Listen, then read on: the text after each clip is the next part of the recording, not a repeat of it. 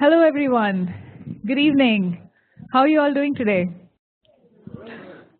Well, thank you for coming out to BloomReach. I'd like to extend a very warm welcome to all of you and to our speaker, Andy Edmonds. Before we get started, I do want to thank all the volunteers who helped set up this event, organize everything. Thank you very much. And now I'd like to introduce our speaker.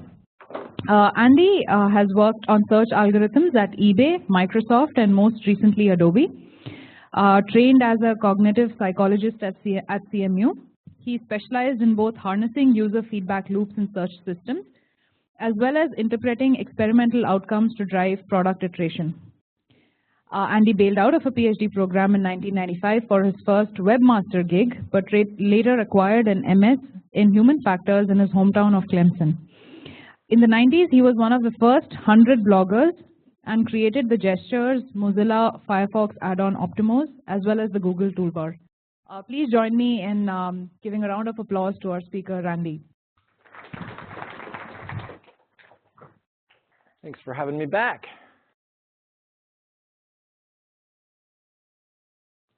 All right, so I'm going to talk about just generally learning from complex online behavior. Try and get a little deeper into the machine learning angles than last time. So where does this come from? I had the luxury of joining eBay at a moment of reinvigoration in 2009. The company had hit its all-time stock price low and had decided to invest heavily in technology. And so this is from an investor relations deck, 2010 to 2012. I was the lead program manager on product manager on search, and it was the #1 thing that drove incremental revenue for eBay. We had a lot of other good things. Yeah, go back. Brief pause for technical. Yeah. So let's do the.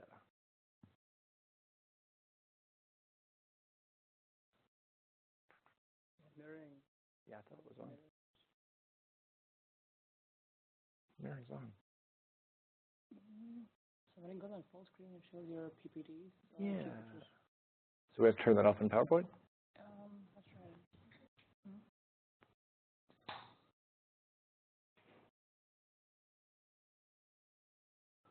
Does it work? Cool.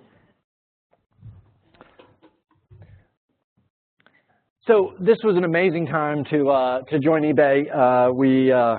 We built out the first Hadoop cluster, and this is the wrong deck. Still not working? Hang on, let me get rid of that one.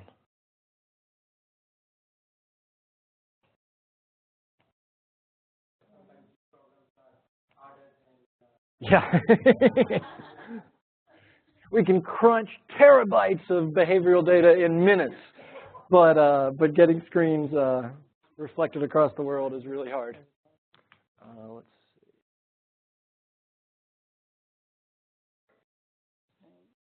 If you can just present here. So the question is, how do we do that? So as long as you. Is there a button to swap displays? Maybe that'll work. No, that won't work. Now we're seriously in trouble.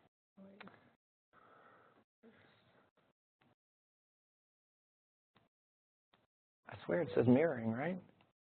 It says PowerPoint is too smart for its own good. Can we enlarge this so that it takes most of the screen? So that. I can do this. No, but that won't work. No, as long as we. Oh, I see. Don't go presentation Yeah. mode. Sure, that'll work. You can just switch off the toolbar then. Right.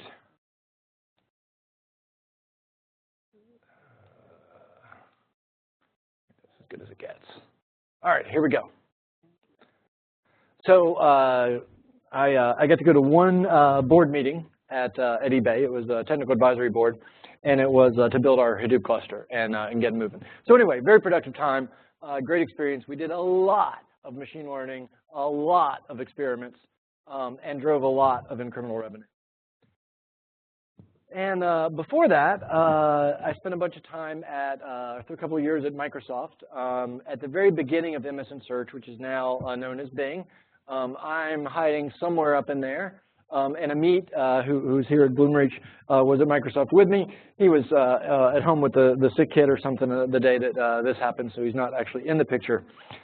Probably the thing that I'm going to have to work really hard all my life to essentially exceed in legacy is Microsoft Research use of the training data that I collected at Microsoft. So in this time, this was probably the largest essentially truth data set from human curators ever created. And it's known as perfect, excellent, good, fair, bad. Had I known how big a deal this was going to be in research, I would have come up with a better acronym. Because I see people use PEG-FIB in articles all the time, and even in conversation and information retrieval. So there are hundreds of Microsoft Research articles using this data. So this was essentially hiring humans around the world to judge query results on a scale of perfect, excellent, fair, good, bad. Sergey just joined us, who participated in this work. And so this is really amazing, the amount of work that this kind of truth data has created. That said, given how much money I was spending on truth data, it felt like an unreasonable thing to do, given how much click data we were getting. Nonetheless, it turned out, really interpreting search is very hard. So what happens when you've got really smart folks like Microsoft Research and a really hard problem to actually evaluate? Well, you build a machine learned model of user satisfaction. And this is one of the few examples I know about of essentially machine learned metrics. But what we did is we asked users, we paid users, and brought them in and asked, or actually configured their computers so that at the right moment after every search result they clicked, we'd say, were you happy or not? And we logged all their behavioral data, and we turned that into a machine learned model, right, a decision tree. We scaled that down to something that was performant, and we shipped it. And we now had a machine learned model of satisfaction. So this is pretty cool. But man, was it expensive, and it doesn't update itself, right? So as things change, you have to go back and update this model. But I think it illustrates the principle. When the real world is messy, you can fake it, right? And you fake it by essentially crafting a task, which is a simplification of the real world, that you can use to train your system on. And that's cool. It gets the job done, right? So human-labeled query results, crowdsourced classification, or in the example I just showed you, intercept surveys to match up user outcomes with log traces. But man, is it a lot more fun, in my view, to work with the real data. So in my tail time at Microsoft, we started to really try and use clicks to machine learn. And I believe that that's the way it's done today. And the click stuff, the behavioral stuff really is messy. And so that's what I want to talk to you about. So key principle, and one of the reasons why this is messy, oh, now you get to see my click to add text template bits, is humans are boundedly rational. So this was actually a Nobel Prize concept for Herbert Simon some 20 years ago by saying that people satisfice. They seek the best possible alternative among the accessible alternatives. They don't seek the best possible alternative in abstract. They choose the best possible within the current context of their actions. And you see this play out if you look carefully at behavior. So this is one that really bugs me, and it's bugged me for a decade. People click more on the last result on the page than the next to last. I worked really hard to make 9 better than 10. What the heck are you people doing? Well, so the premise is that people are making a locally rational decision between the last result and the next button. And just for the record, this has been reported by many people, right? So this is my data from a company called Redbubble, which has a grid layout of images. Here's data from MSN Search. I think I published it at eBay. Jacob Nelson, Lou Rosenfield, and SLI Systems have all published this. I'm sure it's in BloomReach's data. Why is this the case? It's all about time, okay? So what's happening here is you're comparing the last link on the page to the operation of clicking next. And clicking next is expensive, right? It costs 5 to 10 seconds. Clicking that last link costs 3 seconds. And so people choose to click 10 instead of next. And they have people have a built-in inhibition about backtracking, right? You don't want to go back and revisit things unless potentially you saw something that you landmarked and want to go back to. Now, infinite scroll does solve this problem, right? With infinite scroll, you get a nice smooth curve, but it breaks regressive behavior, right? So it's really hard to get landmarks in infinite scroll. It's very easy to remember. I saw a good result on page 2. I'm going to go a little deeper, but if the set runs out, I can go back to page 2 and find my best candidate. So we use this kind of click data in machine learning a lot, and understanding the ways in which it is non-rational is important. The general notion there, right, is that a click is a vote, and a click is a vote proportional to the likelihood of a click in that position. So a click at position 2 is less of a vote than a click at position 8. And you use that sort of base prior probability to infer the amount of additional learning you get from any individual click. All right. Next premise, the brain is a prediction engine, prediction machine. And this is a meme that went about a couple of years ago, but I think it illustrates the point pretty clearly. Oh, the problem. So I have to go. I have a couple animations that don't work in that other view. So let me do this for you. Oh, wow. OK, so this is not going to be a great demo. How relevant are these results? So this is a really lovely eBay example of the query Zeppelin dock. So Zeppelin dock is a stereo thing, but at eBay it's also Zeppelins flying in the air above their dock, right? Only at eBay. So if you look at these results, how relevant is this result set? Now, how relevant is it if you see the next result? A lot more relevant. Right? So what's happening here is when people hit the search page, they make an initial assessment. They predict the likelihood of success with the page. And so when you only show 3 results, the cost of an irrelevant result is much, much higher than when you show 4 results. And this is one of the critical, this is a critical factor in explaining how people interact in search systems. And it's, in fact, to this day, it's a missing piece of the information retrieval knowledge base that researchers are just starting to get around to.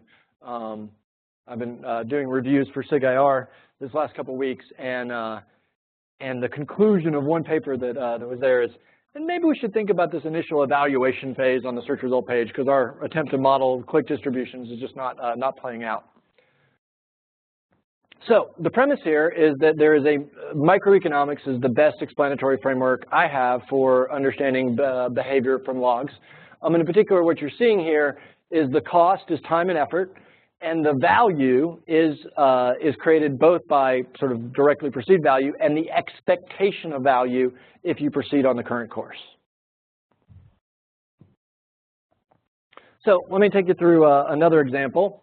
One of the wins that occurred at eBay while the search team was working on algo, the front end team said, man, those images are pretty small, right? Like this is, so maybe we should make them bigger.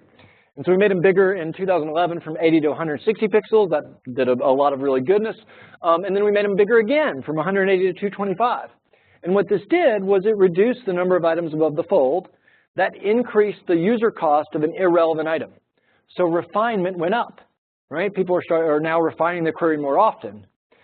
What was really interesting about this was that our traditional metrics of essentially searches with clicks and number of view items and number of searches all went down. Yet it still made a lot of money. So this microeconomic explanation is, I was driven to do this by trying to reconcile. We can actually essentially have what normal metrics, when we ship a search win, we get people to click through on search more often. We get them to look at more view items. This was the exact opposite. So how does this work? What's happening is people are spending more time evaluating the search results on the search page. And this is a complicated graph. I'll explain in a sec. But the premise is it's now advantageous to spend more time processing the search page and qualifying your clicks because there's more information there, particularly in the eBay environment where you have used and new items. And the picture actually carries more content than, say, in a traditional e-commerce environment. So the punchline of this chart is that users spent 200 milliseconds additional time evaluating each search result. So how do we figure this out? We do a regression of time to first click by rake. So I had to, legal made me anonymize the times here, but if a click at position 3 cost you, say, 8 seconds, a click at position 5 costs you 10 seconds, I can actually infer an underlying distribution. The nonlinearity here is actually the scroll amortized, essentially averaged over a bunch of different screen sizes, and we can exactly quantify what's happening. The critical thing to sort of back this up is combining this microeconomic explanation of decision making with a task model of search. So the task model of search is the page loads, you find the results, you evaluate the utility. That's that Zeppelin example, right? You're looking at the results, you're saying, how good are these? Is it worth continuing to engage, or should I refine my query? And we see that as the intercept in this graph, right? That is essentially approximately the orientation and assessment time. And then the little blocks here are meant to represent that evaluation time. The experimental results here are blue is the larger image condition. The paired controls are something we did at eBay to make interpreting statistics very easy. We essentially split the control into 2 parts, displayed the standard error, essentially the variation between the 2 paired controls. If the treatment is between the 2 controls, you got total noise. Right? So this is a very simple way to send out daily reports with statistics that you could essentially say, you know, exec, don't send anybody an email or shout or tell anybody about it if the treatment is in between the 2 controls. You got nothing. So this model essentially describes how people behave, right? What the flow is, and microeconomics is a way of explaining the behavior in each one, right? So locate the next result, decide whether to click or to move on to the next result is the process that when we made the images larger now took 200 more milliseconds. And 2 critical references on this. There's a very active body of work using microeconomic theory to explain search behavior. And there's a longer standing body of work from Pete Paroli and Park and colleagues on information sent. And the interesting thing about this orientation process is that humans have a very fast sort of early attentional process that helps them get an initial gist. Right? You look at the search result page and you've actually processed way more information than you're consciously aware of that gives you an intuition about how useful the content will be.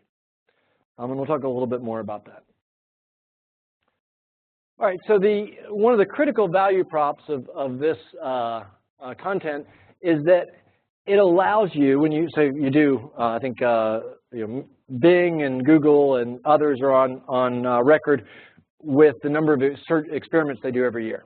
And it's in the excess of 1,000, right? So it is a regular proposition for a big enterprise to do thousands of experiments in a year.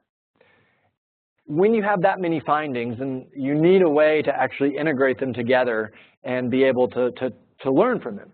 It just isn't possible unless you have an explanatory framework to attach these results to. So the stuff that I just walked you through is how I was able to reconcile and kind of join together lots and lots of results and provided a framework that made it easier to interpret the next set of experiments. So, and it also helped me say, give the answer to folks that said, well, we can't trust that metric at all, right? Because we have one experiment where the metric went down and we made more money, and we have one experiment where the metric went up and we made more money. So, like, that just means the metric's useless. The metric's not useless. You need a deeper level of understanding to interpret it. So the other interesting point, and the one that's most relevant to machine learning, is models also help you pinpoint where the cognition is applied. Where is the human's intelligence being deployed? Because that's where you can learn the most in a production model. So machine learning works best when it learns from strong cognition. One of the moments in the search experience where people are working the hardest is when they assess a set of results, they find them insufficient, and they revise their query. Right? The user has got an intent in mind. They thought that query they issued was going to be good enough to get the right answer. It wasn't. And now they're doing a delta between what they typed and the content that's on the screen. The content on the screen provides an external working memory. It provides it supports the cognitive activity of reformulating the query. And as a result, one of the most common features you see in a search system is related queries, and they're really good and really useful, and frankly they're pretty darn easy to develop, at least in the first round. Does that make sense? All right, so here's the fun part, and I've got some new stuff here. The premise is that human intelligence is leaky, and I think this has big implications for the next 20 years. When people interact with devices, and when we're tracking that behavior, their intelligence expresses itself in all sorts of interesting ways, in ways you never intended. One of the secrets to getting a really successful machine learning process is to actually have a UI that's structured so that intelligence is expressed in ways that you can utilize rather than in ways that you cannot. So let's take an example. When you're in Google, at the bottom of page 1, what link do you click? Do you click to or do you click next? Raise your hand for 2. Next. So my observation is that you click to if you're giving page 2 a shot. You click next if you actually want to engage with significantly more content. This is derived from the observation that when people click to, they are much less likely to go to page 3 than when they click next. Right? Their intelligence, their intent is leaking out in their behavior. And I mean, I discovered this opportunistically. I did not have this hypothesis. I was trying to assess whether we needed top-of-page navigation, pagination on our search UI, and the answer is you don't. I think that's a general purpose answer. If you have it, get rid of it, because that above the fold space is essentially going to push down the search results. It's going to reduce the user's ability to interpret the potential value of the page. It's going to increase the cost of an irrelevant result. But in observing this, what I observed was the only time people ever used the top-of-page pagination was to go back to page 1 from page 2, at least at the proportions we're looking at here. And the back button does that just fine. On the other hand, there was this really interesting finding around the next page link. So in between my last job in Adobe, I spent some time doing something that's been on the back burner for almost a decade. And this was to measure the latency between mouse down and mouse up. And my tentative working name for this is ClickSense. And what I found is there is actually signal here. So mouse down and mouse up are 2 events in JavaScript and UIs where you can listen to the mouse behavior. And the range of variation is something like 50 to 100 milliseconds. So we're not talking about a lot of range here. And a lot of your devices have a 16 millisecond refresh. So there's some plus or minus here. But I found some interesting relationships here. So I did a 10-question political survey, got a couple hundred people in crowdsourcing, and I instrumented the mouse button. They didn't know what was going on there. And so 80% of them said they voted in the last election, and they said that their latency between mouse down and mouse up was really quick, relatively speaking. The only other question that was similarly quick was the question, would Donald Trump be an effective president? And hearteningly, to me at least, the answer was 75% in the negative. But negative or positive, people responded to that very quickly. And so this is I believe that this is a case where people are leaking, right? Essentially, what's going on in their head is leaking into their physical response. So this seems to be a metric of cognitive load. And cognitive load is a notion of how hard your brain is working. And so if we look at I will vote in the next presidential election, this one is at the extreme of our time. And what's interesting is the people who responded I did not vote in the last election had the longest time. Right? So these people were kind of conflicted about this, right? So they were thinking really hard. Joe Biden ran for president in 1988 is a factual question. He did. And the accuracy on that was not very good. But what's interesting here is that the people who reported being well-informed in politics had a much longer mouse down, mouse up latency, right? So these people actually had factual knowledge that they could work with in their brain to debate whether they knew the answer to the question or not. Now, the beauty of mouse down, mouse up latency is it is brain dead simple to compute. if you know JavaScript, at least in the web environment. You don't have to worry about where the mouse is and different user variations. Everybody has to move their mouse to the link and click mouse down, mouse up. So the real value of this particular metric is the ability to compute it at scale. I did try and do individual user baseline versus sort of interesting measurement, and I don't think the data is reliable enough to use it on an individual basis, but it's certainly interesting to use at the aggregate, and would probably be a really useful factor in combination with dwell time or other things in an analysis of behavior. Cool. Any questions on this? How would you use this in a search? So what this is going to tell you is, and I think it's more beyond search, but what this is going to tell you is, did the user think hard about the click, or were they on autopilot? And so it's a little unclear where that's exactly going to work for you. One notion is determining intent. Do they have a established intent, or are they essentially trying to figure out what they want? And so a fast click is going to tell you, hey, they were really confident, they found this thing, they clicked on it because it was what they wanted, right? And it was essentially easily available, they didn't have to think about it. On the other hand, if they're really debating whether they want a DSLR or a point and shoot, some of that cognition that's going into the link qualification is going to show up in the click behavior. So it might really combine really well with dwell time on a click-through to essentially help you understand the meaning of that dwell time. Yeah. So why is this a better metric than time Because it's much easier to measure.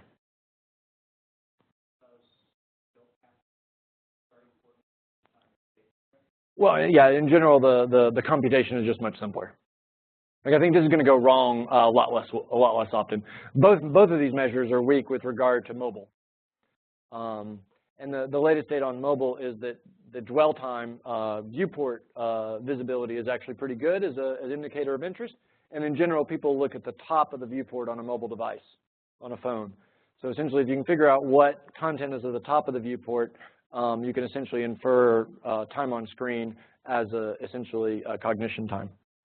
I think my point here is that this is a rich signal that is expressed with every single click, and this is the kind of signal that you want to be looking for, right? It's very easy to measure.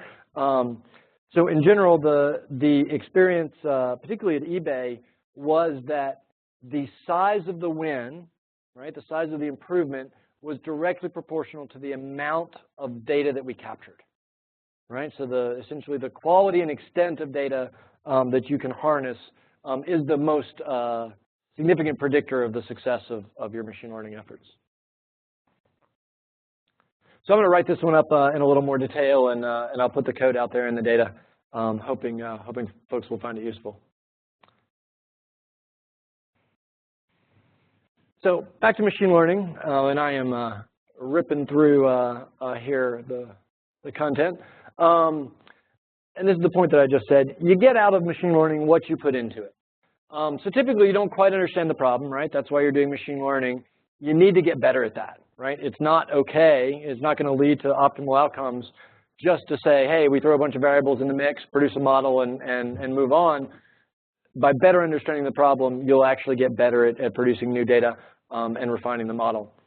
And you can at least be confident that you're capturing things that matter, right? Find the intelligence leaks and find the rich data sources. And in behavioral systems, this is typically where your users are spending the most effort, right? Where their energy is high. So maybe my real point about the click confidence is if a user thought hard about that click, then there's intelligence to be captured.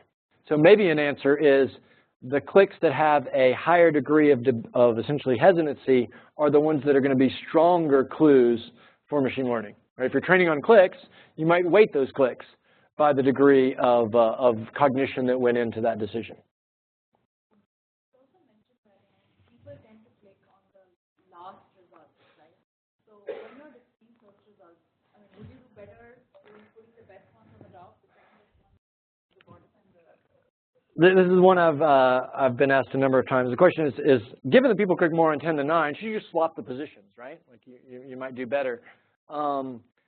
my take is I'd rather see us, one, speed up the next page so that it's just as fast as clicking the result, right? So that would essentially remove the bias. Alternatively, to reframe the user's decision at the bottom of the page. So interestingly, Google has moved from showing query suggestions to the bottom. And so that's a good way to reframe the user decision making at the bottom of the search result page. By essentially, the problem is the user is making a decision that just doesn't have a win to it, right? So how can you change the decision making that occurs there to produce a better outcome? Would be my preferred solve. So the scorecard is in, and I'm really taking content here from Lucas Bewald, CEO of Crowdflower. And he's got a very compelling set of explanations. Data quality is the #1 determiner of machine learning success. It is far more important than data volume, right? Data volume is a win.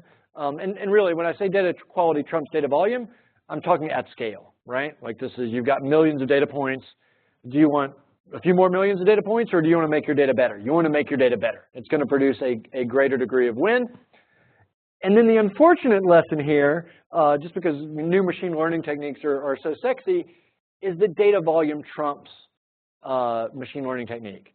And so Lucas put this together by studying a bunch of academic papers and looking at kind of the relative effect sizes of people publishing different examples, as well as kind of his internal intuition from being a data provider. What this says, in my mind, is one, the factors are really, really important, and the energy that you put into essentially making the data that you learn from higher quality, it pays off dramatically. Maybe this is why people talk about data science jobs being 50% data cleansing, right? Because essentially the quality of the data is the factor that matters the most. And then, in the best of all worlds, user and business goals align, right? So at eBay, this was a wonderful thing, right? When a user makes a transaction, the seller is happy, the buyer is happy, eBay's happy, right? Everything's all kosher. If you're selling insurance, things can get misaligned, right? Because essentially the good of the customer comes out of your pocketbook. But because humans are boundedly rational, and they live in a complex world, right? With every moment that passes, the baby could cry, the phone could ring. This gets pesky. So cognition is alternatingly fast and parallel and slow and serial. It's that fast part that gets you into trouble, right? So the fast part is that initial assessment of value when you look above the fold. This is the part that you don't have good intuitions about. And so to give you an example, optimizing for sellability in e-commerce can jeopardize relevance, right? So essentially, you can get the most sellable items at the top of the page, but if you reduce diversity, that initial fast sort of assessment of likelihood of success is going to go down, and you're not going to do as well.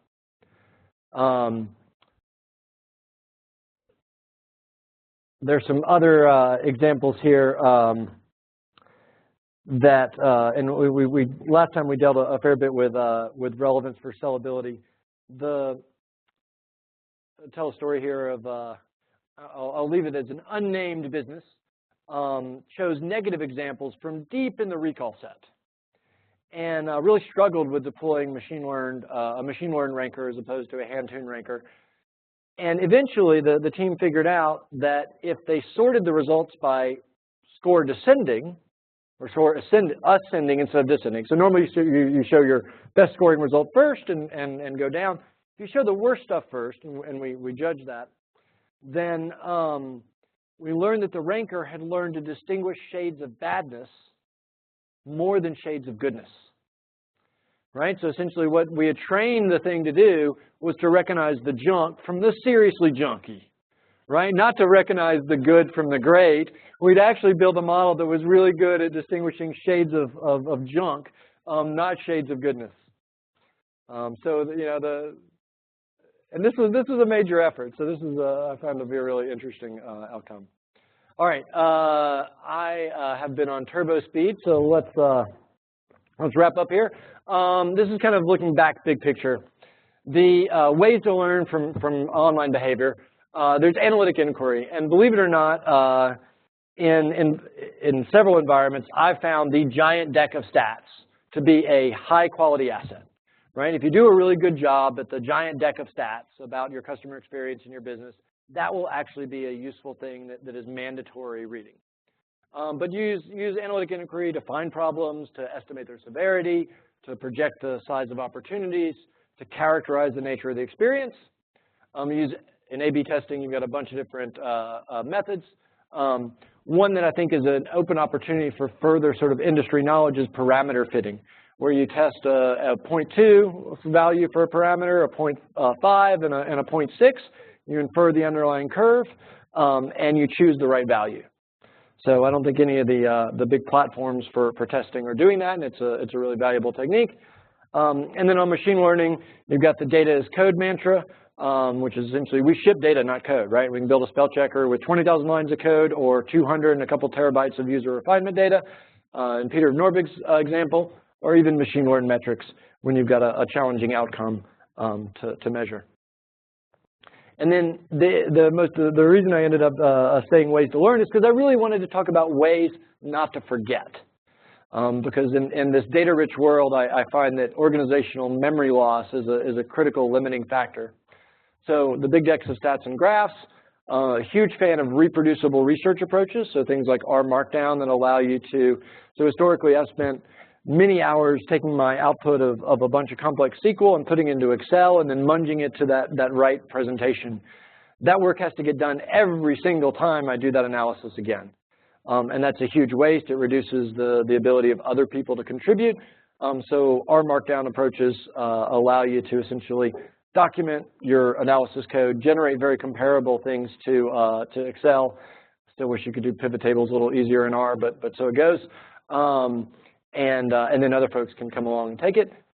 I focused entirely tonight on data, but really my roots are in user experience research, and there's no substitute for continuous engagement with the user, whether that's user experience research or just putting a link on the page that says, tell us what you think, and then reading the stuff. I've done an entire talk on that, and it's reasonable to say that I was promoted both at eBay and Microsoft directly as a result of putting feedback links on pages and listening very, very hard to the work, to what people said. It's hard work. It's not really fun. They complain. They yell at you. They don't say good things very often. But man, is there real opportunity in that data stream. Build theoretical models to integrate findings across experiments. You'll understand your customers better. You'll understand where the cognition is applied. And then build machine learned models. So one of the interesting subtleties of machine learning is that the models you build actually encode, right? What you define as success and what you think the predictors of success are, and the output produces essentially a mapping of essentially how well the factors take you to success. Cool, and that is it. Thank you.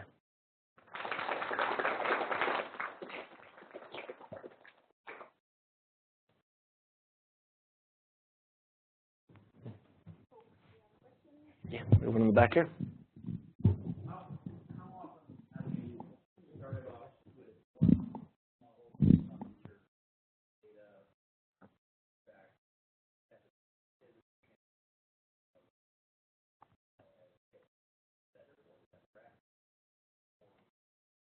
Right, so I think the question may be two parts. One, how often do you start a model on user behavior and then end up sort of scratching and moving on? And then how often do the models essentially decay over time? So the first one is it took a lot of effort to actually get to a place where we learned to train on clicks in the early days. These days, I would imagine that the world is essentially you just accumulate lots of factors, right? Your modeling tells you which factors work, and you move on. Back then, it didn't work out that way. I guess the issue was we were really novice at essentially extracting these features, and so we didn't extract an abundance of features. But I think the answer is you build a factors pipeline, a machine learning pipeline, and you explore way more factors than you actually use. And the beauty of the machine learning process is you get offline validation of some quality right, about the usefulness of your new factors. There are other situations where the training data just isn't good enough, right? The problem that I've run into more often is that the training data, I have a factor, I know it's real, right? I know there's real signal there, I know it matters to users, and my machine learning process just won't take it up. And that's the most notable case of there was where we had the wrong negative examples that led to caring about shades of crapitude rather than shades of goodness. And then the staleness in the model. I have had that happen, but only in the case of large-scale ecosystem changes, right? So to the tune of introducing a huge portion of new inventory, like tens of millions of new inventory into a system with many more tens of millions of existing inventory.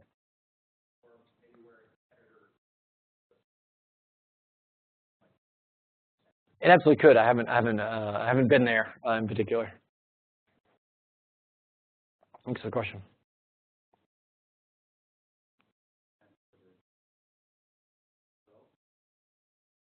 Yeah, we can repeat the question. Thanks for sharing the impressive work that you have done over the years. I think in the end, you emphasize that the most important part of your work is to instrument inline feedback loop and listen very hard. And then my question is actually opposite that. That is, before you have any signal, for example, you right. talk about let's say there's an implicit. Right. We don't have any data. What kind of tips would you give when we deal with this problem all the time? What are the tips you have to solve this problem?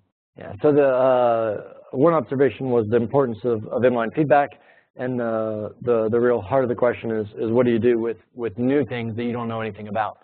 So I'd say that the inline feedback thing is interesting, not because it was the most important thing in the work I've done, but because it was the one that nobody else was willing to do, right? So it was kind of this low-hanging fruit laying around that nobody sort of assessed the value was really there. When you put enough energy into it, it actually turned out to generate huge returns.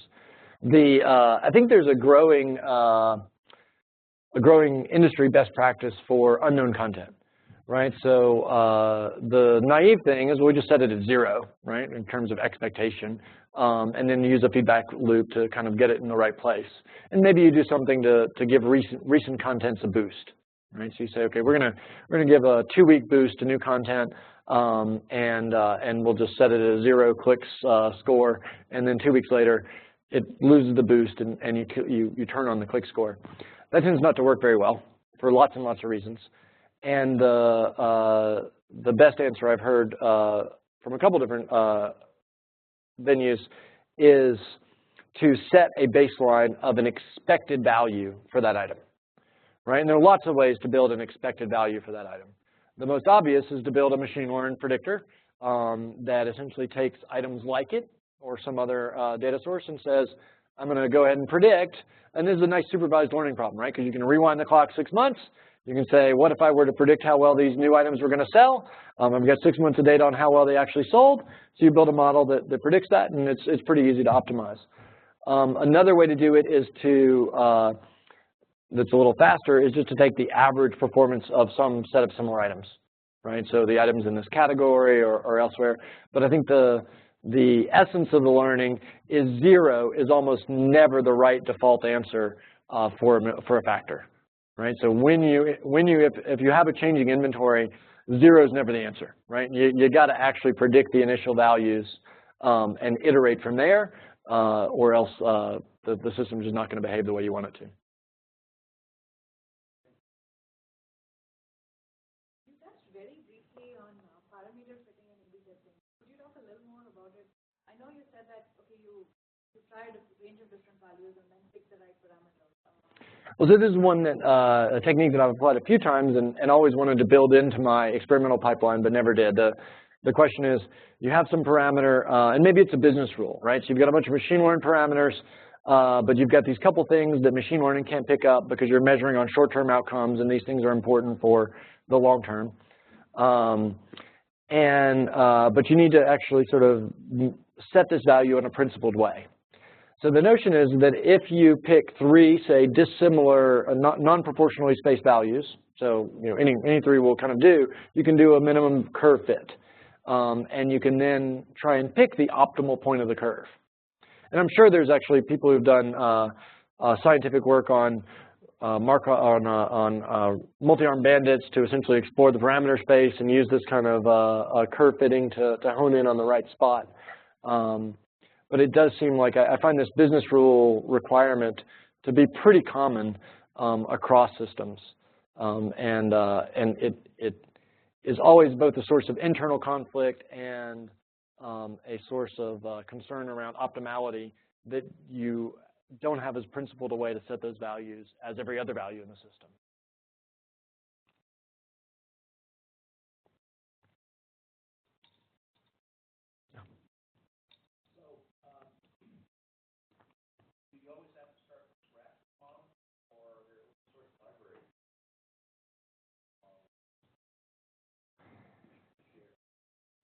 There's a lot of open source out there. I think the challenge is every model, the factors are unique, right? So a model is essentially a combination of factors. So I think it is a start from scratch. Now at this point, like if you can figure out your factors, figure out your truth data, it's fairly easy using open source to get to a model. But the essence is you need to know what you're optimizing for, and you need to know the set of contributors that you think will help drive a solution.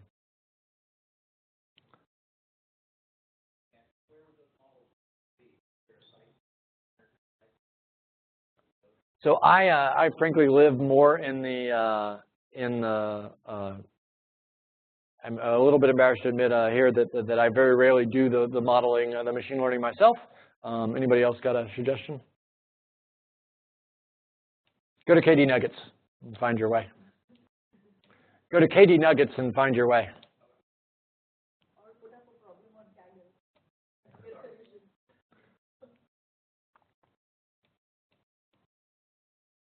All right. Thanks a bunch, guys.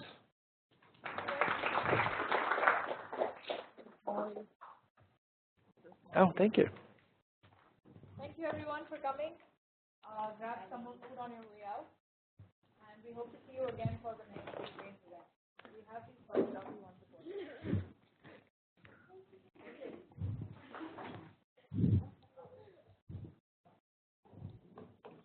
Sergey, how are you? Thanks for coming out. Here for a beer? No. So do you want to work here now? No, I meant just started at B.